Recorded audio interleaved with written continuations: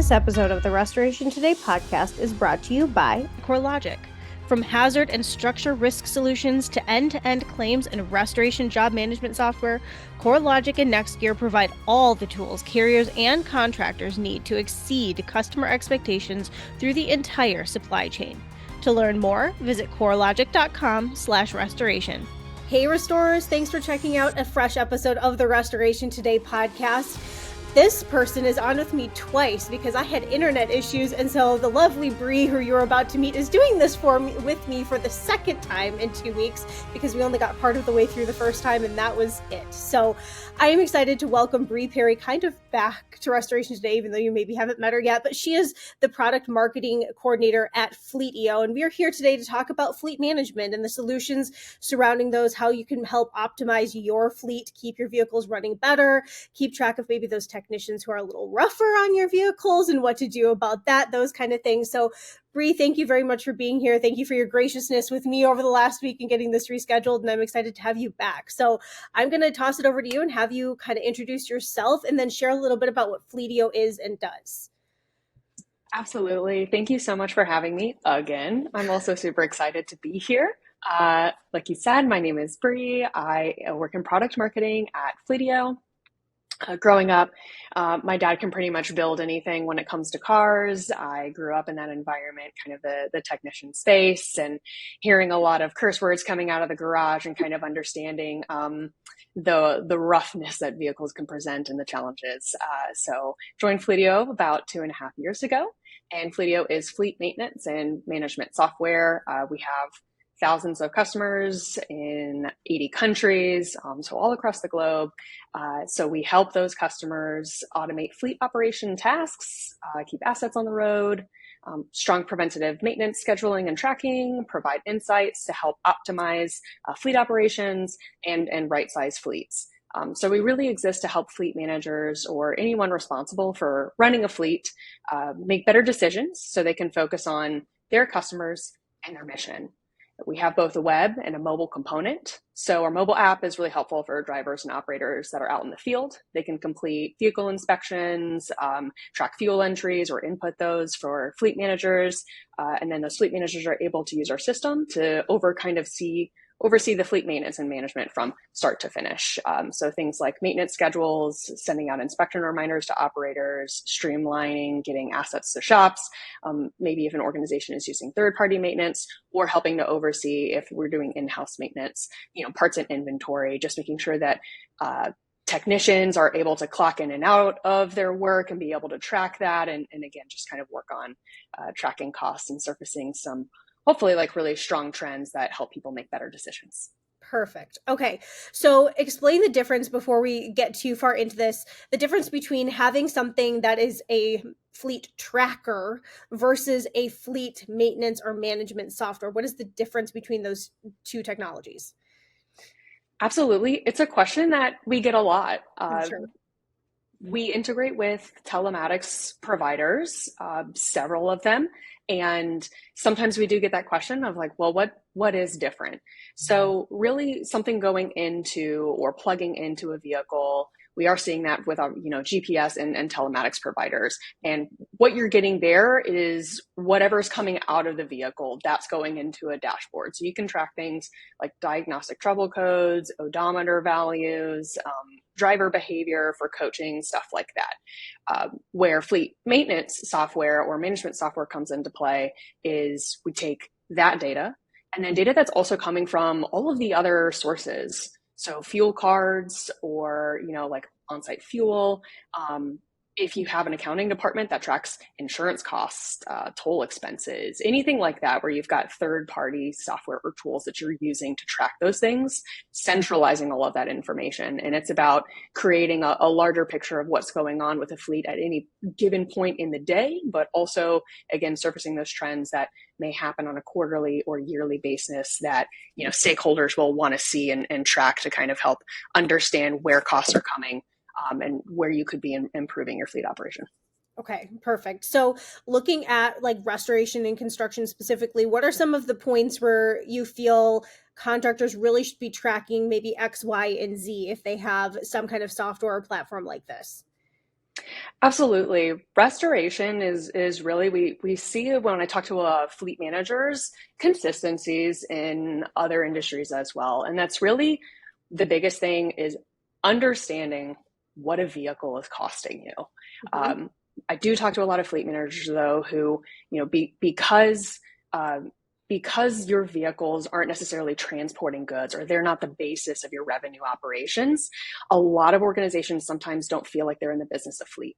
But if you do have, especially if it's like an emergency restoration, right, where you're responding to people who have a disaster happen or cleaning that really needs to be done in a really timely way, vehicles have to take you to those points and they've got to, I talked to one fleet manager who is in the restoration space, and he's essentially saying, when I go to schedule maintenance, I can't do it a week out because we've got bookings 6 weeks out, and we have to be ready at any given point to respond to a really bad storm or someone who has water damage or fire damage. And so we have to be able to understand like what's going on at any given point.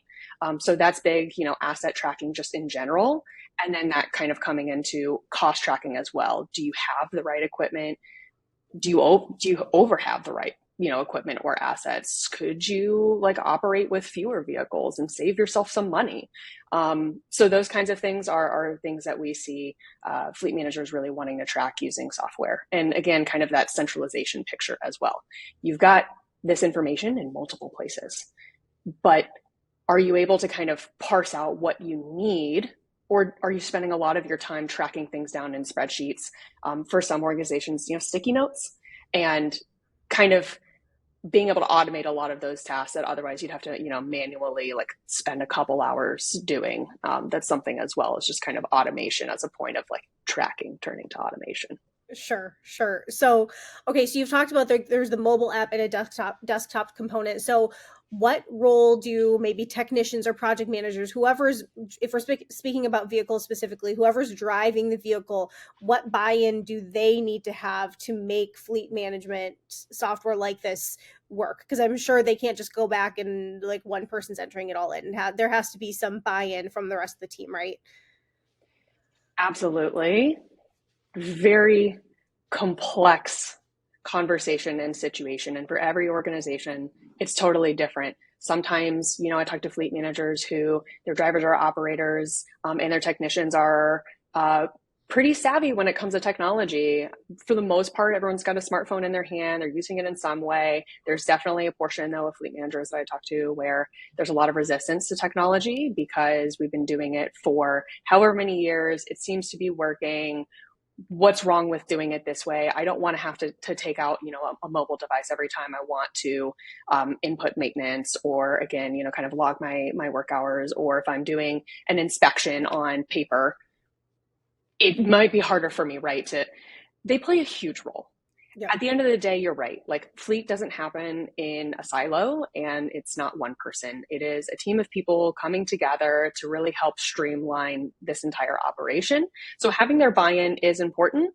I do talk to fleet managers who say there's also a give and take where you want their input, and there is a level of like, hey, let's get everyone on board by telling them how it can benefit them, how it's going to make their lives easier. It's going to save them time. It's going to be more efficient. And you're going to be able to get a hold of me a lot faster in most cases than you would, the other way that we're doing it if you're not using some sort of software. Even still, you can run into friction. So like anything, it takes time. It takes flexibility on all parties.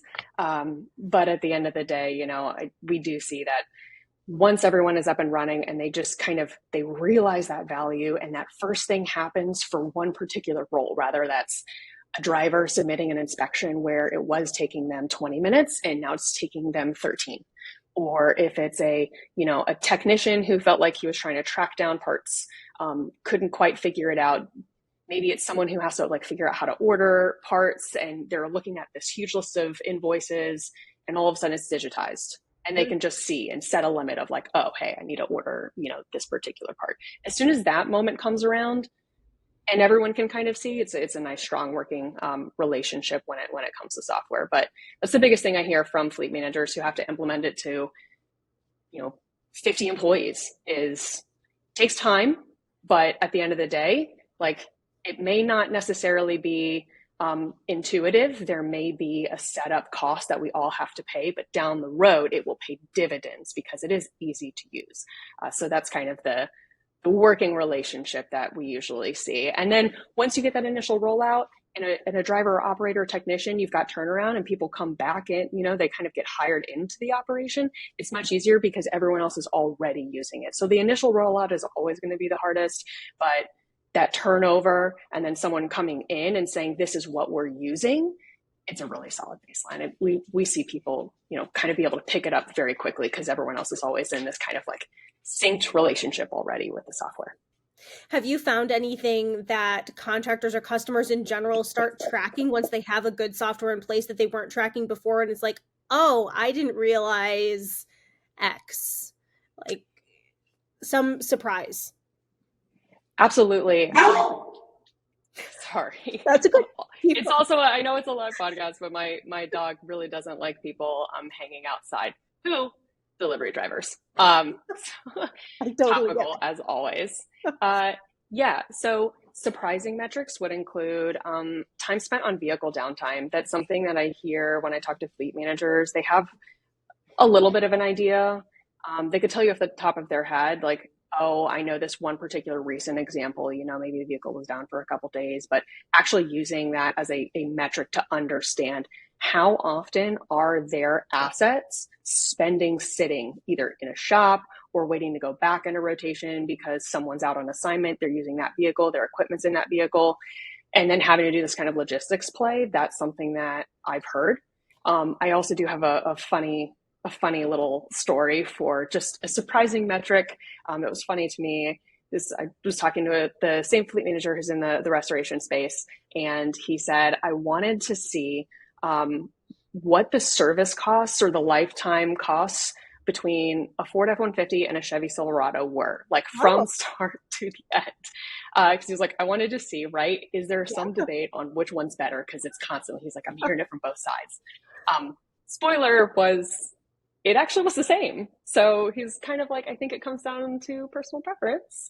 But with things like that, you're kind of able to also maybe play too and just say, I'm interested in this one particular thing. Does this actually make a deal? Yeah. Is the marketing actually kind of coming out as truth? Or people who are more Ford or Chevy, like loyalists are, what's kind of going on there? So just interesting things that you can surface when you've got data at your fingertips to be able to browse if you have the time and say, something I'm interested in tracking. Let's see what happens. And maybe nothing does, but maybe something does. I love that. That is something that a contractor would track. Like, which one, let's throw Dodge in there and let's see how the Ram performs against the other two, and then we'll make our decisions. I love it. So, some of the answers are kind of obvious, but talking about like overall savings and margins and things like that, how have you seen contractors see their bottom lines truly affected once they start effectively managing their fleet? Absolutely. One of the biggest ways is understanding or having better decision making around when something should be replaced. Right now, we're seeing ever since the pandemic, the supply chain has just been hurting. It's hard to get your hands on vehicles, but it's a safety risk to keep a vehicle in your operation way longer than it should be if there's some sort of risk to having that on the road. And that's such a dance that I feel like so many fleet managers are doing. Having software to be able to drive that is definitely key. And that does help with revenue because maybe there's, in this conversation that is nuanced, maybe there's a vehicle that has just been costing your operation a lot of money from service. There's one particular thing that's going on. And if a recall hasn't caught it yet, your technician team certainly has, right? This one particular thing, there's something going wrong with, maybe like the engine, and it just keeps happening. If you have the data to be able to look and say, all right, let's sit down. Is it worth it for us to keep going round and round on this thing? Or is it time for us to be able to, either buy something used or lease it or new, whatever model you're going off of? It's a conversation that can be had with, again, implementing software. And we do see fleet managers be able to take that to stakeholders a lot more, lay that out and say, the cost of acquiring a new vehicle is actually going to be less for us than continuing to maintain this one problem vehicle, which again is causing us downtime. It's causing us from not being able to respond properly. You know, we do have to kind of move assignments around every time this one particular issue arises. So kind of also justifying, I think, certain expenses as well to stakeholders who otherwise might say, well, we've got it. And it hasn't been 7 years. So keep it, you know? And just different ways fleet managers have been able to surface those conversations and kind of be champions for their business and you know, get a couple of those things out. So definitely in the procurement and the recycle, you know, having some sort of tool as well that allows you to track your life cycle details and kind of understand, maybe you do, if it's a 5 to 7 year replacement, but you get to 5 and 7 years and you look, vehicle's fine, hasn't had any major issues. You've been on top of preventative maintenance. So, you know, things are working smoothly. Your driver, light on the brakes, really good, you know, with making sure that their speed is always really good and smooth. Maybe you can keep it longer. And then again, now you're saving money that way. So those are, you know, one particular way. And then the other one is definitely that right sizing I referenced just a little bit ago is, you know, if you can also look at your fleet and say, pull up the utilization, like we're not using, maybe it's 3 pieces of equipment. They're literally just sitting in a lot. I know I should get rid of them, but if I have to look at the data and it's staring me in the face, maybe it's finally that time to say we can make a little bit of money. We can kind of right size a little bit our operation and just save, you know, again, some revenue in the long run.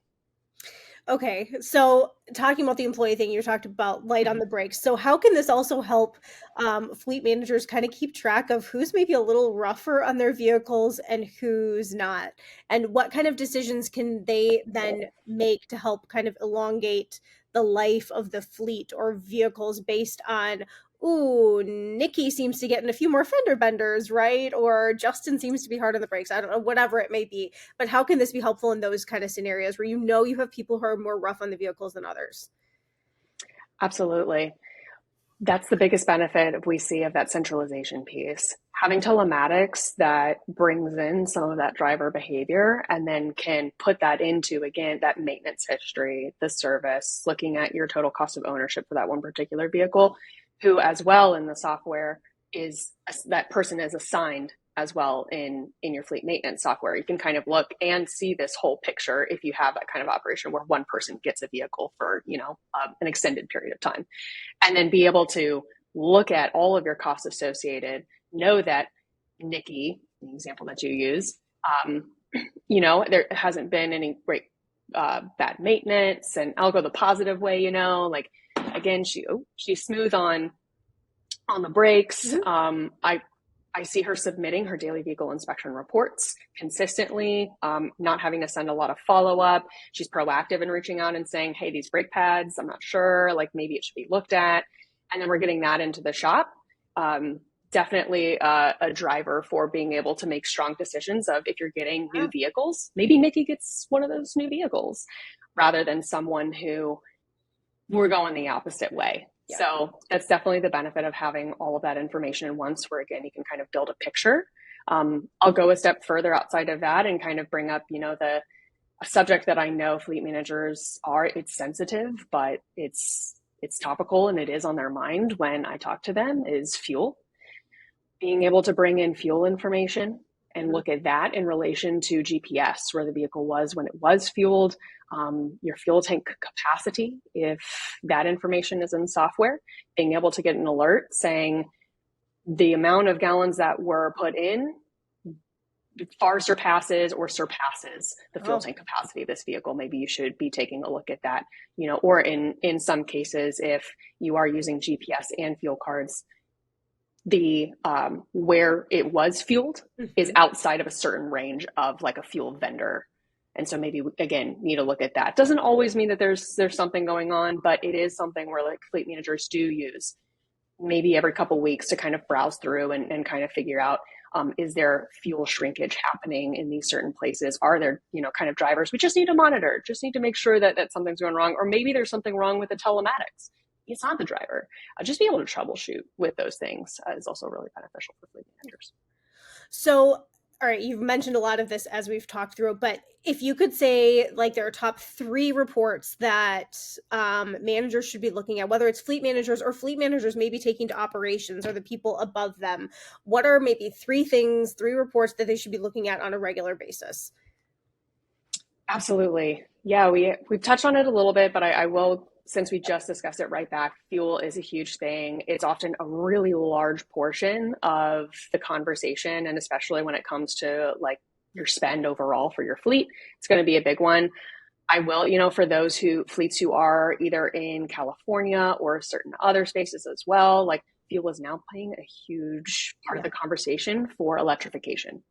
What makes sense, what doesn't make sense, kind of the routing conversation as well, which again is the benefit of having telematics to be able to maybe understand if you're looking at fuel and you're looking at your routes and should we explore this or not? Again, it's having the data to be able to say that, and fuel spend is something fleet managers constantly want to minimize. So fuel is one, like I said, preventative maintenance and understanding compliance. What percentage of maintenance is scheduled, planned, and what is emergency? It's often not just the cost of fixing that one particular thing that happens. It is, like we've talked about, it's what happens when you have to get that person into another vehicle. Do you have the ability to pivot very quickly? Are you having to move equipment out of one vehicle into another to be able to do that? And then how, again, if it's just sitting there, a vehicle is sitting there in a shop waiting because your technicians, it's not like vehicles are rolling in, they're immediately fixing it and getting out the door. Like there's a process. So understanding as much as possible what's being proactive and what's being reactive is something that fleet managers should definitely be tracking. Perfect. Okay, Bri, anything else that you think that we should talk about? Anything else restorers specifically should know? Anything we didn't talk about? Yeah, absolutely. I think for, when I talk to fleet managers in the cleaning and restoration space, there's also a huge equipment part of the piece. And so kind of also talking about the benefits of just, again, software for tracking equipment. And that's small equipment and big equipment. It could be generators or trailers, or it could be, just smaller equipment that maybe doesn't need maintenance, but it definitely needs tracking. Because I've talked to so many fleet managers where it's like, you go out and someone says, I need to borrow, this one particular piece of small equipment. And that even could be an iPad. Where is it? Oh my gosh, now someone's spending an hour trying to track down where something is. He heard from so-and-so that it was over there, but it wasn't. Yep. So now all this time's getting wasted and you're like, I just want to put the stuff in the vehicle and I want to go. So having software that could potentially, for Fleetio specifically, we do have, if you're using your phone to track equipment and you scan a barcode, we can show you the last known location. So at least you can go and say, I know it was here at some point. Who had access and was around this area, so I can help track this down, and also assign equipment out, be able to track issues, for things like trailers and generators that just need low maintenance, but they do need some maintenance if you want to track that kind of stuff. That's a huge thing when we talk to fleet managers in the cleaning and restoration space. And also some incentive for people in the field to really be scanning those in, because you don't want to be the last person and have forgotten and then be like, oh, I brought it back, I don't know where it went. That's not a good feeling. So yes. Absolutely. Perfect. Okay, I'm glad that you brought that up as well. So Bri, thank you very much for your time. I'm glad we made it all the way through this one without technical issues on my end. And again, thank you very much for being here. I hope you have a great weekend. Thank you so much. It was so wonderful to be here. Have a good one. For more Restoration Today and the latest news, visit our website, cnrmagazine.com, and find the latest episodes of the Restoration Today podcast on your favorite podcasting platform.